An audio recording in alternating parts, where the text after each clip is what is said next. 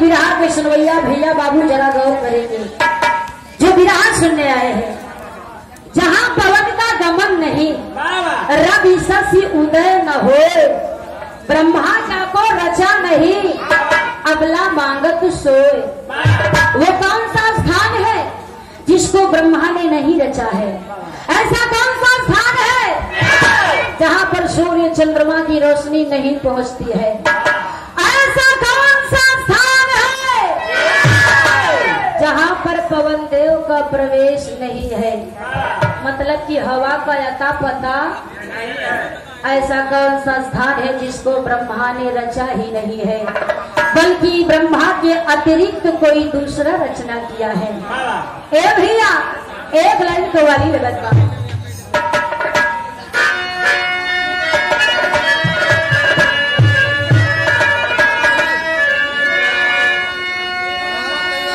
वह कव्वाली का लाइन बा, अरे बिगड़ी मेरी बना जा,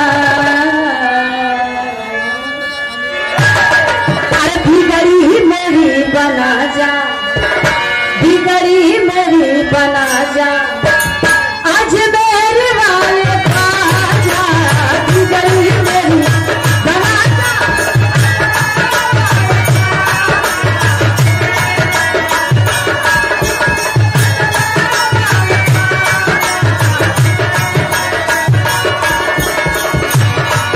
अरे बिगड़ी मेरी बना जा, मेरे वाले खाजा।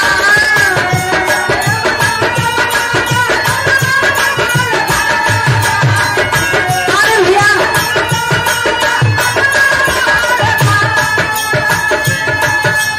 बिगड़ी मेरी बना जा, आज मेरे वाले खाजा। रहमो रहमो रहमो, अरे रहमो करम दिखा जा, आज मेरे वाले खाजा। रहमो करम दिखा जा, आज मेरे वाले।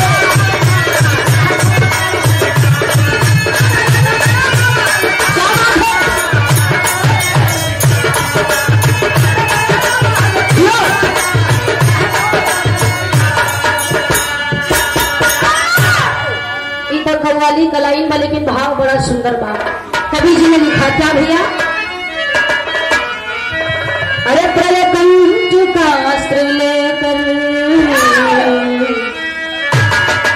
अरे प्रलयकंठ का अस्त्र लेकर भोला निकल पड़े हैं, प्रलयकंठ का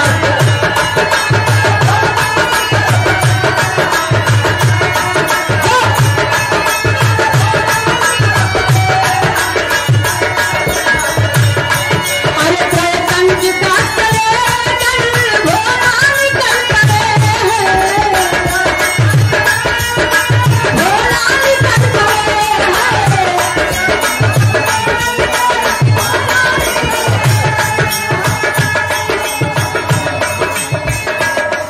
शब्दों को जोड़ करके एक लाइन तैयार किए हमारे गुरुजी परम पूजनीय ओम प्रकाश सिंह यादव जी बक्सर वाले।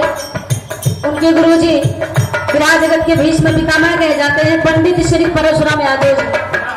उन्होंने इस लाइन को लिखा, त्रय कंठ का अस्त्र लेकर। त्रय माने तीन होता है, त्रय माने तीन, कंटक माने कांटा, अस्त्र माने हथियार। कहने का मतलब त्रय धन कंटक धन अस्त्र बराबर त्रय कंठ का अस्त्र, मतलब तीन कांटा वाला हथियार जिसको हम आप त्रिशूल के नाम से जानते हैं। अरे त्रय कंठ का अस्त्र लेकर भोला निकल पड़े हैं।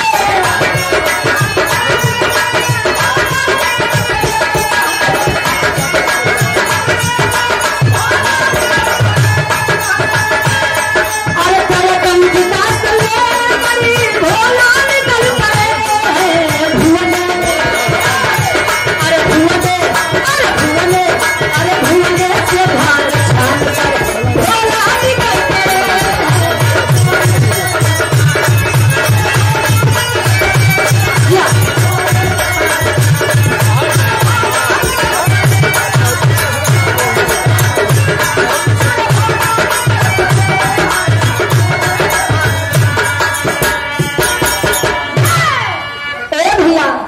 लेकिन ये से कहानी का शुरुआत बा और नजम के लाइन में कहना बा।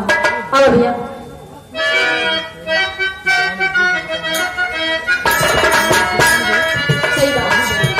अरे नूरा नूरा गले कर लू में से चलिए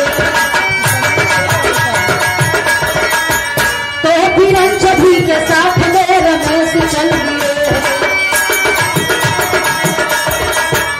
अरे तागले हृदय में यूनेस चलिए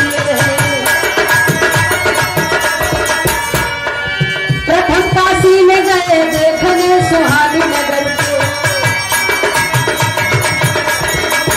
अरे प्रयाग त्रिवेणी गए फिर गंगा सागर को जगन्नाथपुर घूम कर गए रामेश्वर दर्शन किए त्रिदेव जाकर द्वारिकायासुर भोरही का बेला भोरही की बेला में बाबा भोलेनाथ 3 कांटा वाला त्रिशूल लेकर दुनिया की सैर पर निकल पड़े। आगे बढ़े तो ब्रह्मा जी मिले। ब्रह्मा जी कहा छोटकऊ बड़ा सवेरे सवेरे कहाँ जाते आप? बाबा भोलेनाथ कहे दुनिया का सैर करे जाते। ब्रह्मा जी कहा तो हम तुमसे बड़ है तो हम बहू के लिए चला। भोले बाबा कहे चला। दोनों भाई आगे बढ़े तो भगवान विष्णु जी मिल गए। कहे कैसो बड़ा सवेर दोनों जने कहाँ चला? भगवान ब्रह्मा भोलेनाथ कहे दुनिया को सैर बजाते। विष्णु जी कहा तक हम दुश्मन है हम बहू के लिए आए चला भैया। 1 से भले 2 से भले ब्रह्मा विष्णु महेश तीनों देवता दुनिया की सैर करने निकल पड़े। अब दुनिया की सैर करते करते पूरा दक्षिणी भारत का सैर करते हुए तीर्थों में भ्रमण करते हुए नदियों में स्नान करते हुए जब पूरा दक्षिणी भारत का सैर कर लेते हैं तो प्रवेश कहाँ किए? उत्तरीय भारत में। जब उत्तरीय भारत में प्रवेश कैलन है बाबू तो ब्रह्मा विष्णु महेश उत्तरीय भारत में पहुंचलन कहा? अरे कृष्णा का रेली नर्मदा में गोता लग।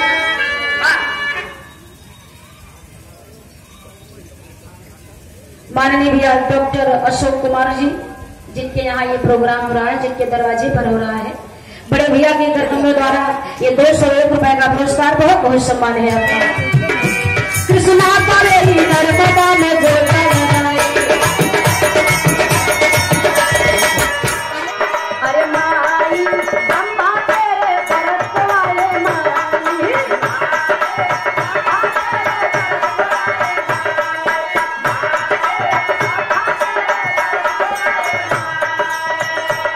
अरे विधि विरंची सरस्वती पति हो अरे विधि विरंची सरस्वती पति नाम बनाए माई ब्रह्मा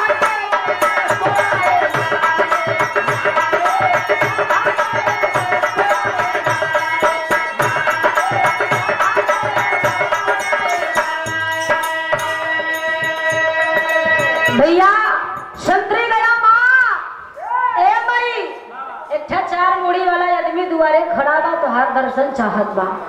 माई कहीं बेटा आपका नाम हो बा? संतरी कहे माई ओकर एक नाम नहीं बा ओकर कई नाम बा। वो अपना आपके ब्रह्मा बतावत बा, सृष्टि को रचयिता बतावत बा, अज बतावत बा, चतुरानन बतावत बा। यह तक ना वो अपना आपके सरस्वती पद भी बतावत बा। तब तो माँ कांता भवानी मुस्कुराती है हंस कर कही अरे बेटा रजोगुणी तमोगुणी बात पर गौर करिएगा। रजोगुणी तमोगुणी कभी न दर्शन पाए माई। माँ ने कहा जा बेटा उस ब्रह्मा से कह दे, उस ब्रह्मा से कह दे कि मैं रजोगुण वालों को दर्शन नहीं देती हूँ, कभी नहीं देती हूँ। अब संतरी आए कहे भैया ए भैया ए भैया बारे बहादुर। अब से बेटा वो समय चलत रही भैया अंग्रेजी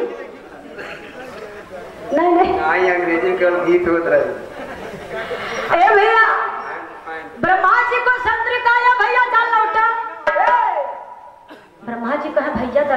कि हाँ कैसे लौट जाई। कहा भाई जा लौटा। ब्रह्मा जी कहा काहे लौट जाई। शंकरी कहा देखा माई का कहना बा कि मैं रजो गुण वालों को दर्शन कभी नहीं देती हूँ। ए बदे भैया जा लौट जा, दर्शन मिले उले ना। ब्रह्मा जी आए, भगवान विष्णु के पास खड़े हो गए। भोलेनाथ कहा का भैया दर्शन मिला। ब्रह्मा जी कहा दर्शन तो नहीं मिला। भोलेनाथ कहा बस अब हम जा। भोलेनाथ भी मारे खुशी में पहुंच गया दर्शन करने। तो माँ कामता भवानी ने ब्रह्मा को यह कहकर खेदवा दिया कि मैं रजो गुण वालों को दर्शन, और भगवान भोले बाबा को ये कहलवा कर खेदवा दिया कि मैं तमो गुण वालों को दर्शन नहीं देती हूँ। अब ब्रह्मा दर्शन नहीं पाए, भोलेनाथ दर्शन नहीं पाए। अब बचन भगवान विष्णु जी तो बड़ा सोच में पड़ गए। गीत लगत भैया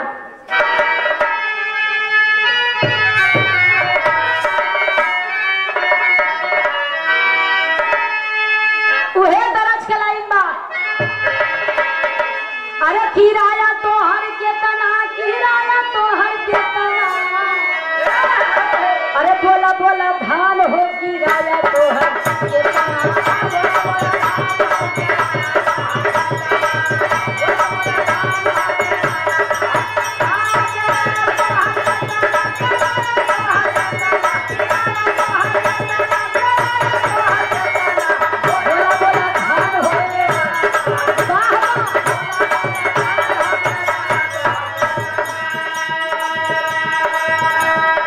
दुनिया के पालनहार भगवान विष्णु सोच में पड़ गए। बड़का भैया गए तमो गुड़ी कहीं के खेत दिया गए। भोलेनाथ गए तो रजोगुड़ी कहकर खेत दिए गए। असली रूप में मैं भी जाऊं तो कतौ माई कामता भवानी हमहू के न भगवाई दे, हमहू के न खिलवाई दे। क्यों ना मैं अपना रूप चेंज कर लूं। भगवान विष्णु कैलन का अरे लक्ष्मी सजना हो, लक्ष्मी सजना, लक्ष्मी सजना हो, लक्ष्मी सजना। तो राम रूप धार चले लक्ष्मी।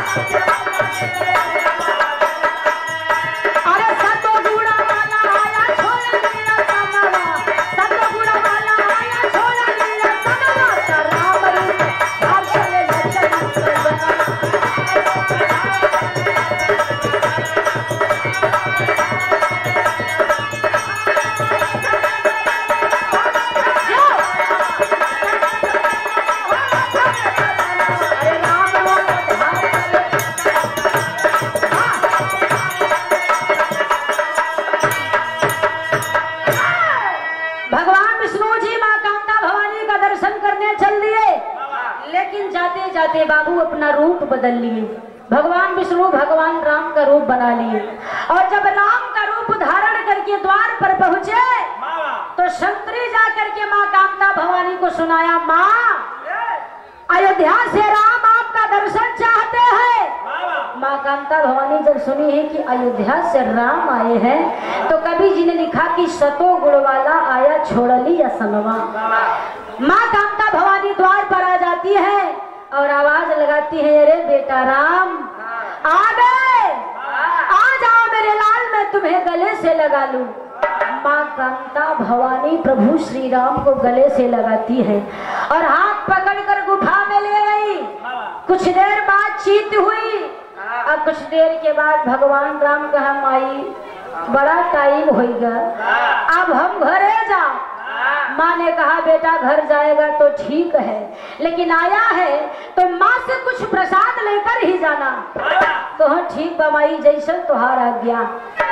माँ कांता भवानी प्रभु राम को प्रसाद दे रही है, लेकिन प्रसाद के रूप में दे क्या रही है, भाव बदल गई है।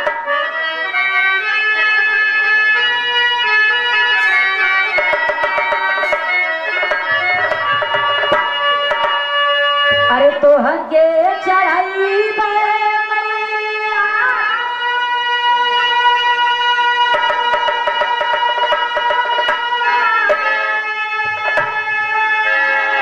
मतारी बहन बहुत मठार के गावेली और खास तौर से माझी लोग गावेले बारे भैया, लेकिन भाव में कहना बा भैया, दर्शन दिखवाली कयू छरली हो माई बबुआ,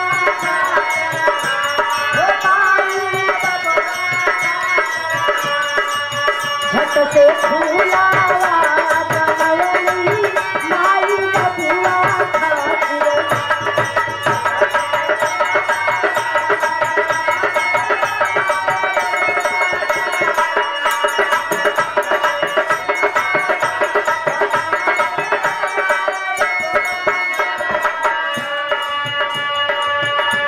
दिहली विदाई माई ममता बरसवली हो माई बबुआ खातिर।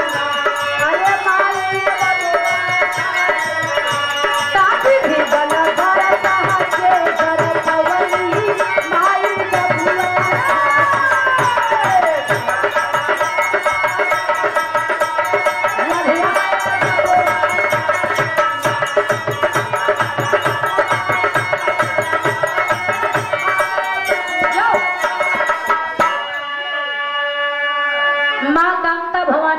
खड़ी हो जाती है और अपने सिर में हाथ लगाकर बाबूजी अपने सिर का एक बाल उखाड़ती हैं और उस बाल को अपनी शक्ति से एक फूल बना देती हैं और वही फूल भगवान राम को दे देती है। भगवान राम बड़े प्रसन्न हुए, माँ कांता भवानी का पैर छुए और प्रसाद लेकर के बाबू उठा के बाहर आ गए। जब 4, 6, 7, 8 कदम आगे चले गए तो राम का रूप छोड़कर भगवान विष्णु अपने रूप में हो गए। पहुंच गए भोलेनाथ ब्रह्मा के पास। भोला का बड़का भैया दर्शन मिला। विष्णु भगवान हंसने लगे, कहे अरे पगलू, अगर दर्शन न मिलत तो हाथे में फूल कहाँ से आवत, दर्शन न मिला हो ते चेहरे पर मुस्कुराहट कहाँ से आती। तब तक भोलेनाथ कहे तो डबल फायदा पाई गया, दर्शन पाया फूल पाई गया। अच्छा बहुत समय हो गया, आवा चली घरे। ब्रह्मा विष्णु महेश तीनों देवता चले घर। तो भैया वो फूलवा बड़ा सुंदर रहा, इतना सुंदर रहा, बड़ा तेज रहा। रास्ते में कबो कबो भोलेनाथ का नजर घूमत घामत वही फूलवाई पे पड़ी जाए। जब भगवान विष्णु को हाथे में बा, माँ कांता भवानी ने दिया है तो भोले बाबा से बर्दाश्त नहीं हुआ। भोले बाबा कहा भैया तू तो दर्शन पाया फूल पाया, एक काम करता हम दर्शन नहीं पावा, कम से कम ये फूलवा हमारा दे देता। भगवान विष्णु कहा तू छोट है, इनकार न करब, चला ले ले। वो फूल माँ कांता भवानी से राम पाए, राम से विष्णु पाए और विष्णु से पा गए भोलेनाथ। अब भोलेनाथ अपने घरे, ब्रह्मा अपने घरे, विष्णु भगवान अपने घरे। भोलेनाथ जी चले आए कैलाश पर्वत पर। और जब कैलाश पर्वत पे पहुंचला भैया का गीत बदल गई।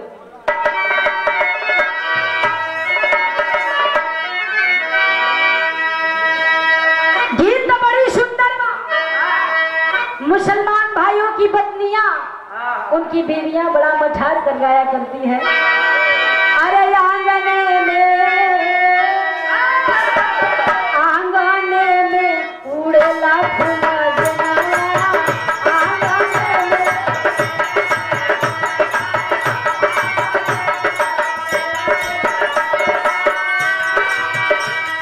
उड़ेला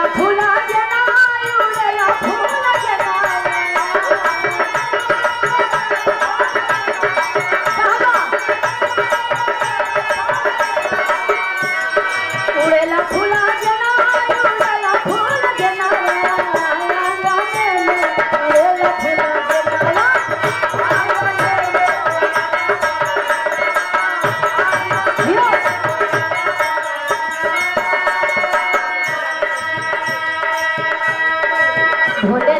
फुलवा के बड़ा गौर से मेरा हमारा खीरमा फुलवा के बड़ा गौर से बाबू निहारत है और तब तक पता नहीं कहाँ से माता पार्वती पहुंच गई। अब पार्वती जी का नजर जब फूले पे पड़ा कहा आए हाय रे ये बोल रहे हो फुलवा हमारे लायक में तू क्या करे था लइके भोलेनाथ के हथवा से फुलवा पार्वती छीन ले।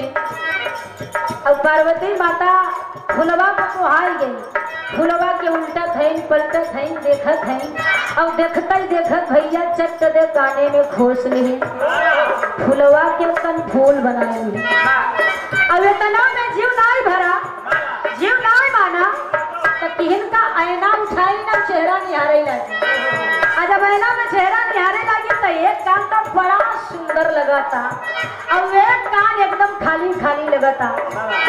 तब माता पार्वती भोलेनाथ का पैर पकड़ के बैठ गए तब ये कहली राजा जी हो तो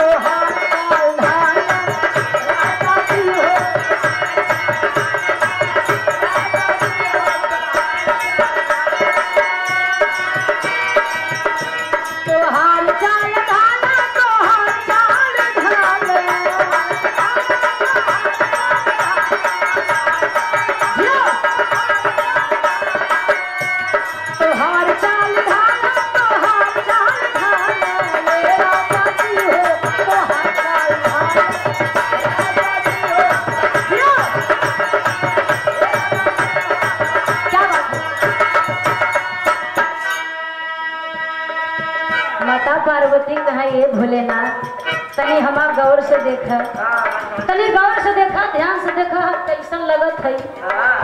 भोलेनाथ कहा तू तो ठीक ही बा जैसे तब रहू वैसे अब हो बहुत नीक लगत हो पार्वती अच्छा जा पार्वती कहा नहीं ध्यान से नहीं देखत है कहा का देखी सब तो ठीक है बा कहा मन से नहीं देखत है कहा अच्छा का देखी पार्वती का अच्छा अच्छे हमारे कनवा देख तब भोलेनाथ कहा अच्छा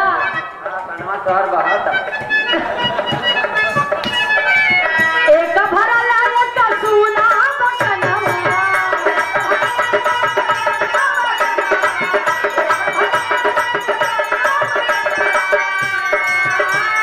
हे प्राणनाथ हे हमार स्वामी हमार कनवा देखा था जौने में फुलवा का बड़ा सुंदर लगा था बड़ा नीमन लगा था और जौने में नहीं बा एकदम सन्नाटा छाएगा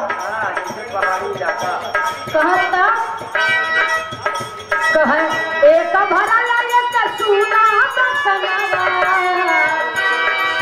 फुलवा के जोड़ा लगा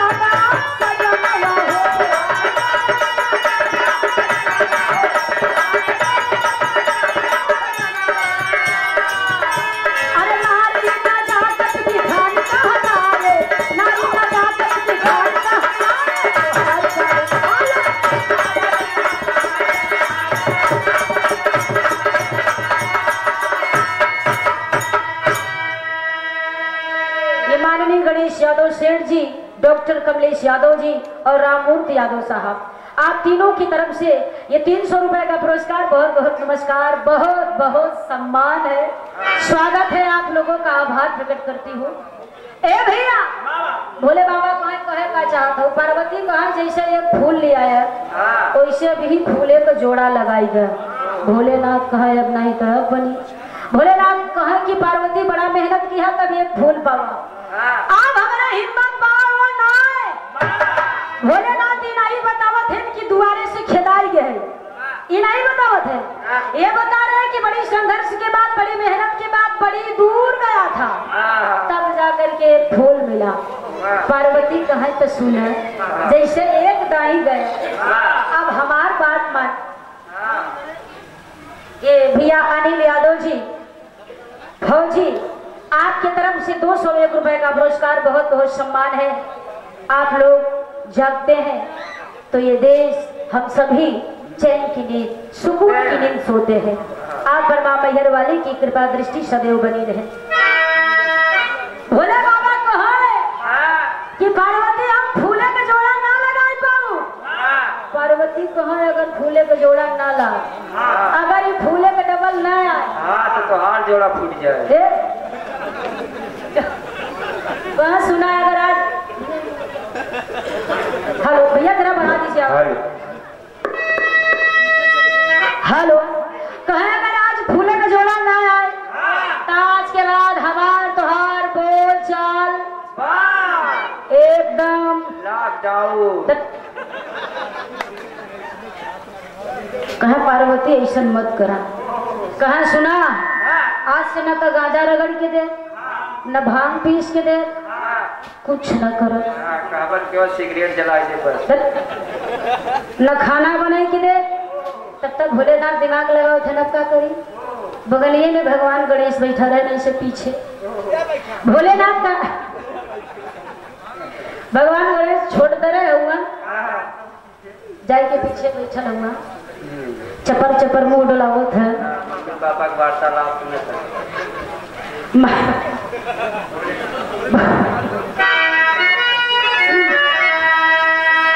माई बाबू को वार्तालाप सुनत बाटे। अब बकायदे मुंह डोलावत बाटे कोई टेंशन नहीं कोई चिंता नहीं।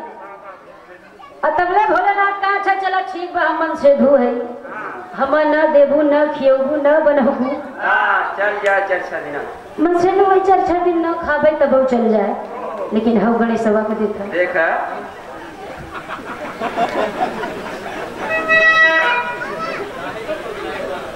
कहे हम गणेश सभा को देखा था।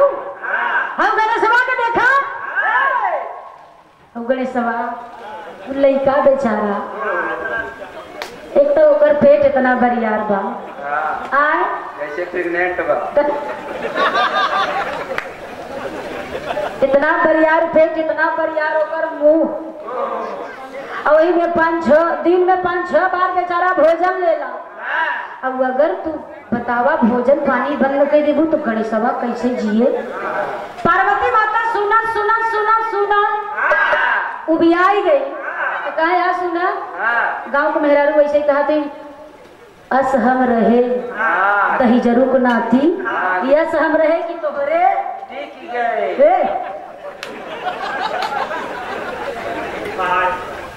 पहाड़ा पर हमारा जगह और करो होती तो लात मार के चली गई होती। ढेरे भूकत है ए भैया पार्वती माता रही रही खिसिया कहा है सुना जे करे लिए होगा ते करे लिए हमारे लिए नहीं तो से कम नहीं है शक्ति तो से बीसे है। ढेर बात बोला कहा पार्वती कंट्रोल पार्वती माता कहा सुना ना तो गणेशवा खाए न तो महेशवा ही खाए। भगवान भोलेनाथ कहा सब नाश हुई भगवान भोलेनाथ मोहर फेर के बैठी गए। अब गणेश भगवान पाछे बैठा है तो कहो भोलेनाथ के देखे तो कहो पार्वती का। सोलंकी जी का मुंह जिस तरफ है मान लीजिए वही पार्वती जी सागर जी मुंह जिस तरफ है इस तरफ है तो समझ लिए गणेश बैठे हुए हैं। करीबी मतलब करीब ज्यादा हुआ तनी से पाछे बैठे मानत में। वैसे पार्वती बड़ी सुंदर है बड़ी नीक लगत है। तब मोछा वैसा नहीं तका पार्वती के मोछ भगवान गणेश का बताई माई बाबू खबर का हुई है देख गाँव के लड़का का कहती जाना था ना देख माऊ बुढ़ाऊ पगलान भैया हो नौजवान चाहे जो पहन ले चलता है। एक थे बुढ़ापा बेचारा कुर्ता बुस्कट पहने ना जीन्स। अब हमारे गुरुजी पूजनीय ठैराम यादव जी कहा का पैंट पहनत है एक काम करता है आज हमारे जींस पहन के चला जाता है। अब इनकर जींस बेचारू समझ नहीं पाए बुढ़ापा रहे वो पहने तो रहे ना पापा ना पहन के रहे।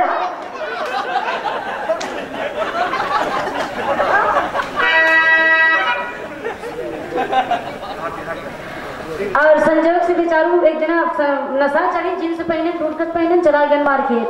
अब जींस बुस्कट में जब मार्केट पहुंचे तो 2 लड़कियां कौन हाँ देखा था बूढ़ा ने सराय पगलान है देखे कहाँ लौटा है कहाँ बतावा जब बूढ़ा है सारे यह उम्र में जींस पहनी तो हमार सभे के काल हो बुढ़ऊ आए बेचारू जींस उतारे बुस्कट उतारे कहा भैया ये अपन जींस लैला बुस्कट लैला कुर्ता पैजामा बड़ा खुश है।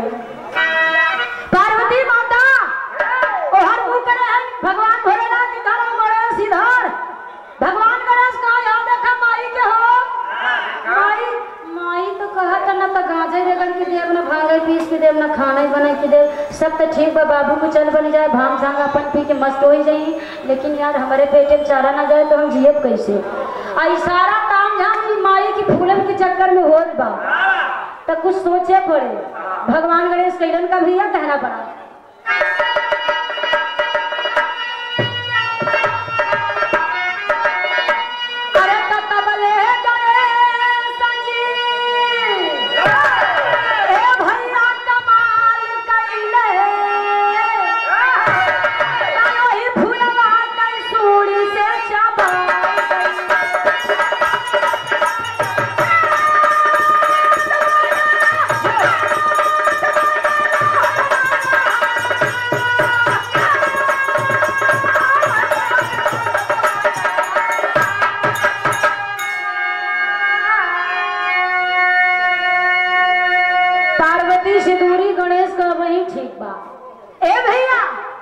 भगवान गणेश धीरे से अपन सोन बरियार रहबई भर शक्ति भी थी।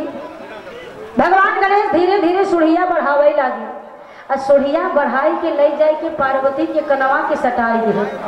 अब कनवा के सटाई के फुलवा झट से खींच ले और खींच के सुढ़िया में भर के भैया अपन चबाई लगे और जब चबा लगे काने पर सिटका लगा पार्वती माता का हाथ का फूल गायब कान खाली पार्वती का फूलवा का हो पछवा का कथन का याद देख अपना सपूत के देख ले अरे काले सवा फूलवा चबाए जाता मरता रहे बोले ना कान न बोल सारा झगड़ा जरूर वही रहा ना बोला खा ले जा भगवान गणेश कहा बस बाबू ऐसे जोर पकड़े रहबा तो हम पूरा खींच दे। ए भैया भगवान गणेश मन लगाकर फूल चबाने लगे लेकिन उसका अंजाम क्या हुआ। अरे फूलावा चबैले जमल एक दांत हो तब से गणेश एक दंत ही कहात हो।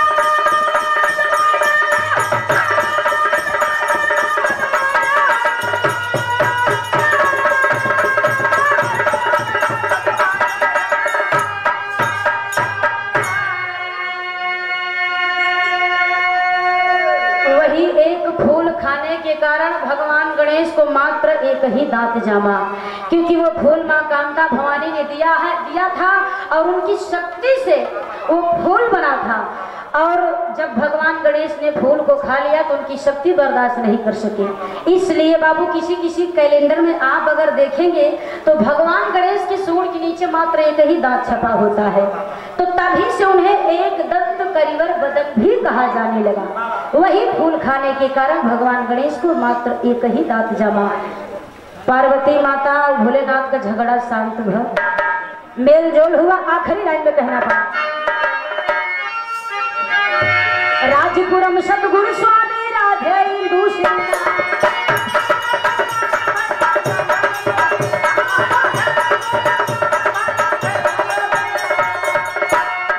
शिव दयाल शिव बचन विजय कांत है